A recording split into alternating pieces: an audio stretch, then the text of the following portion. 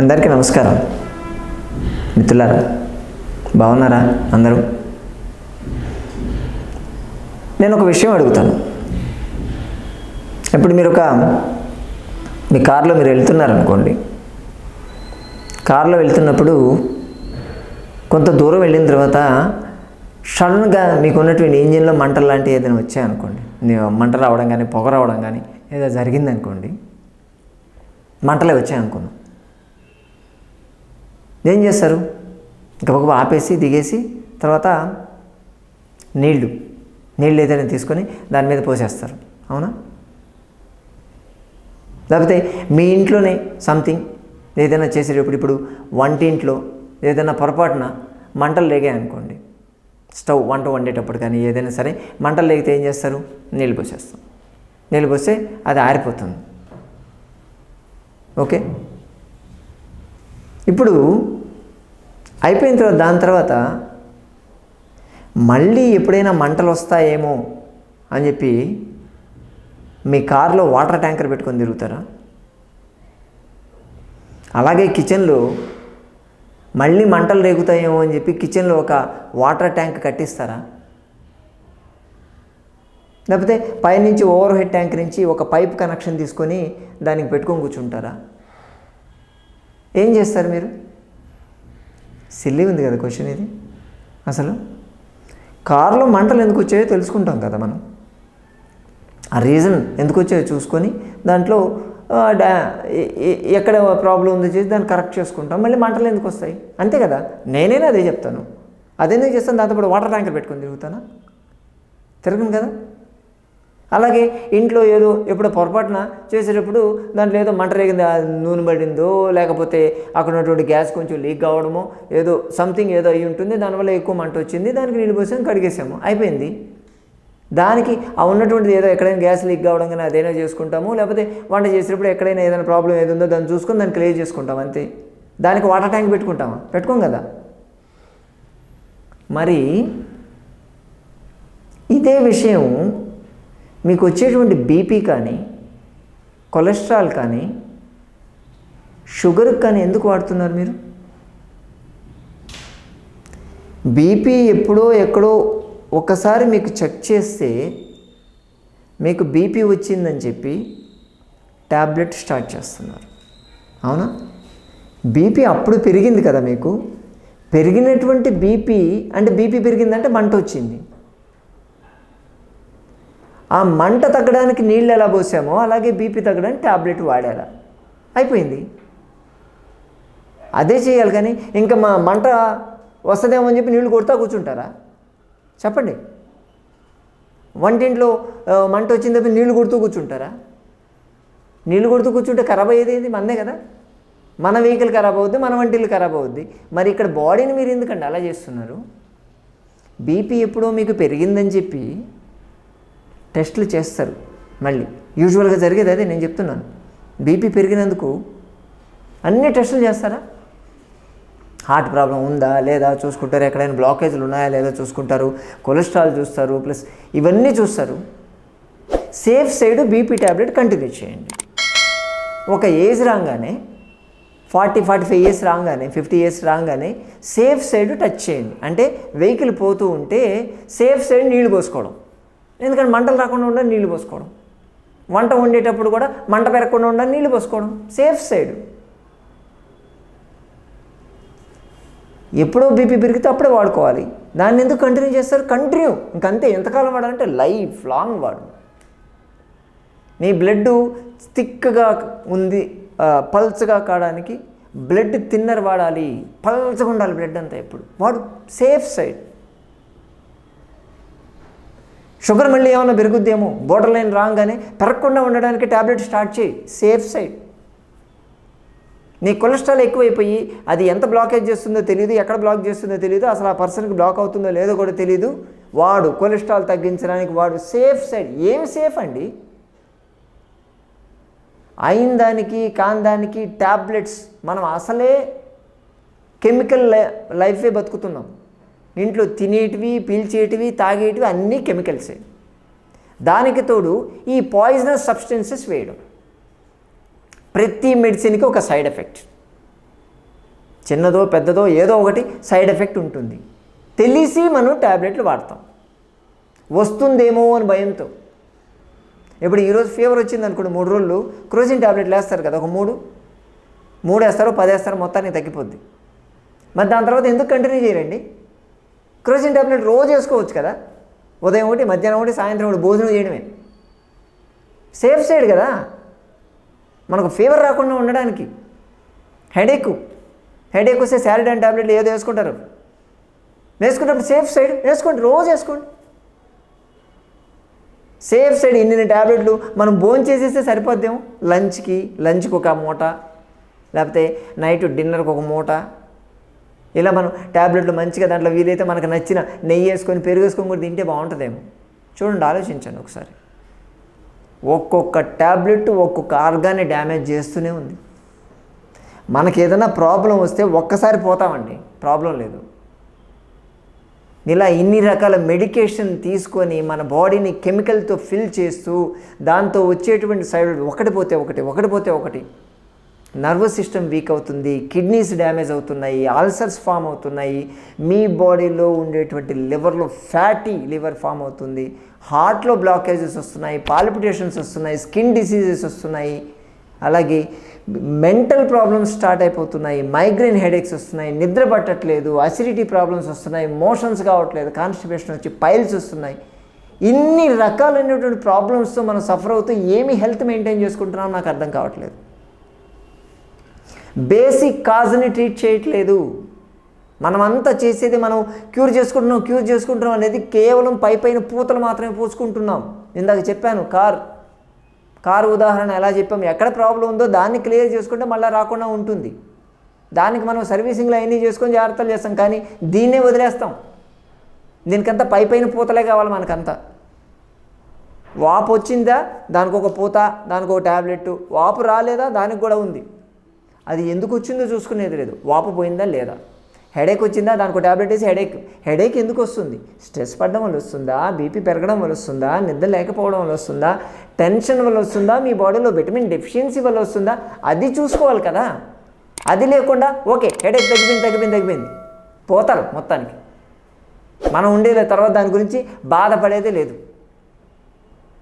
అలాగే కడుపులో మంట ఎందుకు మొదలైందో తెలియదు, ఆ మంట తగ్గడానికి కావాలి, ఇప్పుడు అర్జెంట్ కావాలి, ఈ ట్యాబ్లెట్ వేసేసి గుట్టుకుమని మింగాలి.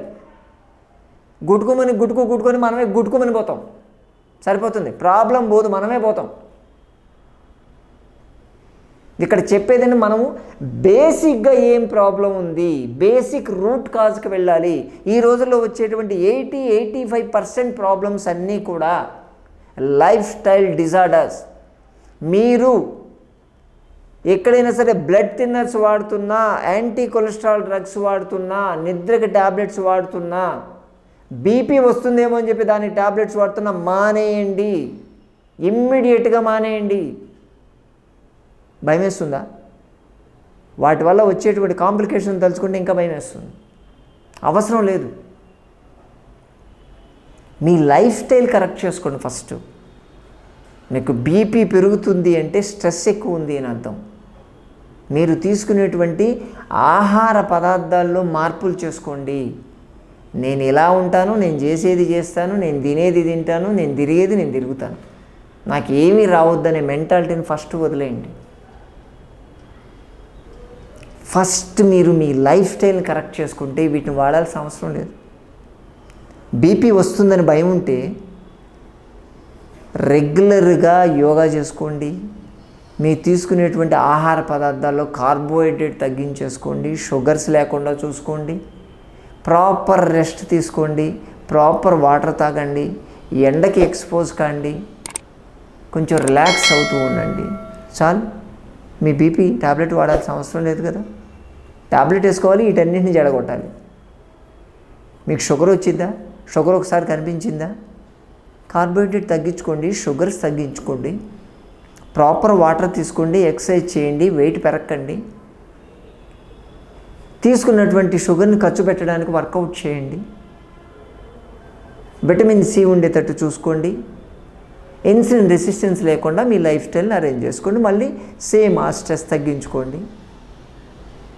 స్మోకింగ్, ఆల్కహాల్ ఇటువంటి విలాసాలకు కాస్త దూరంగా ఉండండి. మీ షుగర్ కంట్రోల్లోనే ఉంటుంది. దానికి టాబ్లెట్లు ఎందుకు వాడాలి? హెడేక్ వచ్చింది, నిద్ర పట్టట్లేదు, వీటన్నింటికి కూడా ఇవన్నీ కూడా లైఫ్ స్టైల్ హ్యాబిట్స్. లైఫ్ స్టైల్ని కరెక్ట్ చేసుకుంటే ఈ ప్రాబ్లమ్స్ ఏవి మనల్ని బాధించవు. ఏ డాక్టర్ల దగ్గరికి పరిగెత్తక్కర్లేదు, ఇంక్లూడింగ్ మాతో సహా. మా దగ్గరికి, డాక్టర్ల దగ్గరికి మీరు వెళ్ళారు అంటే మీ లైఫ్ స్టైల్ ప్రాపర్గా లేదు. ముందు దాన్ని కరెక్ట్ చేసుకోండి, దాన్ని క్లియర్ చేసుకోండి. అది చేసుకుంటే ఈ ప్రాబ్లమ్స్ అన్నీ ఏమీ ఉండవు. అన్నెసరీగా కెమికల్స్కి ఎక్స్పోజ్ అయిపోయి పాయిజనస్ మ్యాటర్స్ మీరు తీసుకుంటూ మీ బాడీని మీరే కుళ్ళబొడుచుకుంటున్నారు అంతే. ఇప్పుడు కనిపించదండి, ఇప్పుడు బాగానే ఉంటుంది. ఇప్పుడు కొంచెం యంగ్గా ఉన్నారు, ఎనర్జెటిక్ ఉన్నారు, ఏమైనా చేస్తారు, పరిగెత్తి చేస్తారు. ఒక 60-70 ఇయర్స్కి వస్తుంది కదా, అప్పుడు కనిపిస్తుంది లోకం. ఈ 50-60 సంవత్సరాల నుంచి మీ బాడీని ఎంత హర్ట్ చేశారు. ఇంటర్నల్గా ఉన్నటువంటి ఆర్గాన్స్కి ఏమాత్రం వాల్యూ ఇవ్వకుండా, మీ రెసిస్టెన్స్ పవర్కి కేర్ చేయకుండా మీరు చేసినటువంటి తప్పులకి ఆ రోజు మీరు సమాధానం చెప్పాల్సి ఉంటుంది. మీ హెల్త్ని ఖర్చు పెట్టి మీరు బతికారు. పోయినటువంటి హెల్త్ ఇంకా రాదు. ఆ రోజు బాధపడే ప్రయోజనం ఉండలేదు. ఫ్లాష్ బ్యాక్లోకి వెళ్తూనే ఉంటాను, నేను ఆ రోజు ఆ తప్పు చేశాను, ఆ రోజు ఆ మెడిసిన్ తీసుకున్నాను, అది జరిగింది, ఇలా జరిగిందని చెప్పి బాధపడే రోజులు ముందు ఉంటాయి. అనాయాసేన మరణం వినానేన జీవితం. పోయేటప్పుడు ప్రశాంతంగా పోవాలి. ఆ ప్రశాంతత మీకు ఉండదు. ఆ ప్రశాంతత పోగొట్టుకోవడానికి కావాల్సినటువంటి బ్రిక్స్ అంతా మీరు లోపల వేస్తున్నారు ఇప్పుడు. ఆ టైంకి అది పెద్ద ప్యాలెస్ అయ్యి కూర్చుంటుంది, ఏమీ చేయలేరు, బాధపడడం తప్ప. ఈ రోజుల్లో అన్నీ మాలిక్యులర్ ఫ్యామిలీస్, చిన్న ఫ్యామిలీసే, వైఫ్, హస్బెండ్, పిల్లలు, ఇద్దరు అంతే, ఇంకెవ్వరు ఉండరు. పెద్దవాళ్ళు చిన్నవాళ్ళు ఎవ్వరు ఉండరు. కానీ వాళ్ళందరూ ఎక్స్పోర్ట్ క్వాలిటీని అంటున్నారు, మనతో ఎవరు ఉండరు. ఇది ఒకటి గుర్తుపెట్టుకోండి. మీరు ఒకప్పుడు కంబైన్డ్ ఫ్యామిలీస్ ఉంటే ఏదో ముసలాళ్ళు అయిపోయిన తర్వాత ఎవడో ఒక నన్ను చూస్తాడులే అని చెప్పే ధైర్యం ఉండేది. ఈరోజు ఈ మాలిక్యులర్ ఫ్యామిలీస్కి వస్తున్నారు, పిల్లలు పెద్దోళ్ళు అవుతున్నారు, సెటిల్ అవుతున్నారు, ఎగిరిపోతున్నారు అంతే. కన్నదే ఎక్స్పోర్ట్ క్వాలిటీ కదా, అందుకే ఎక్స్పోర్ట్ అయిపోతున్నారు.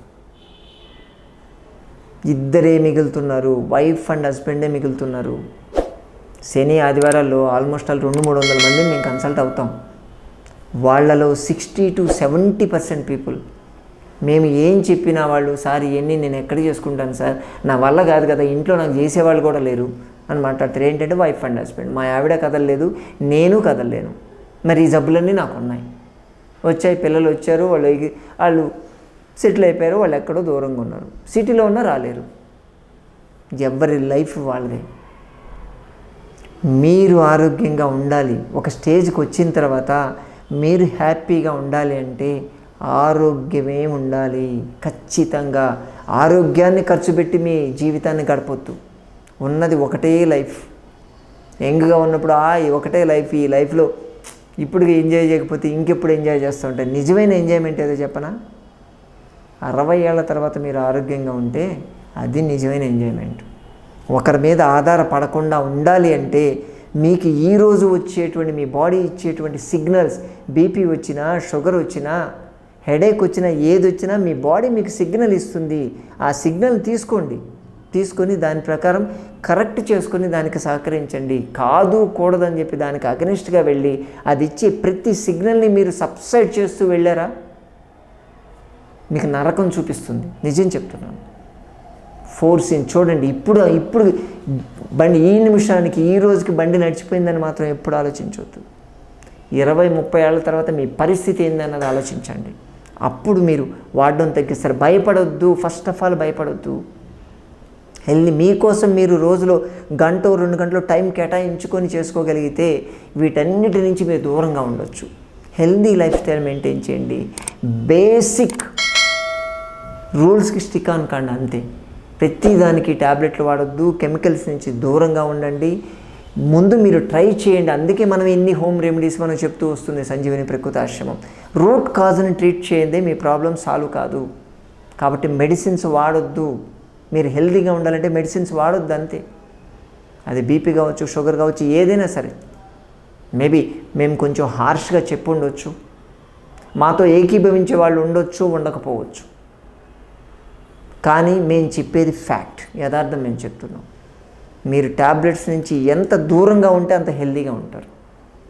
వాటికి ఎంత దగ్గరగా వెళ్తే ఆ కోపంలో కూరుకుపోతూనే ఉంటారు. మిత్రులారా, మేము కోరుకోవట్లేదు మీరందరూ ఇలా ఉండాలని అనుకోవట్లేదు. మేము ఆ కోపం నుంచి బయటకు తీయడానికే మా ప్రయత్నం ఇది.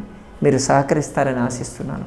శని ఆదివారాల్లో హైదరాబాద్ మొయినాబాద్ జేబీఐటీ కాలేజ్ దగ్గర ఉండేటువంటి సంజీవిని ప్రకృతి ఆశ్రమానికి మీరు కానీ రాగలిగితే ఇటువంటి మరెన్నో విషయాలు మనం తెలుసుకోవచ్చు. అక్కడ మీకు ప్రకృతి ఆహారం కూడా అందించడం జరుగుతుంది. మరోసారి మరో వీడియోతో మళ్ళీ కలుసుకుందాం. నమస్తే.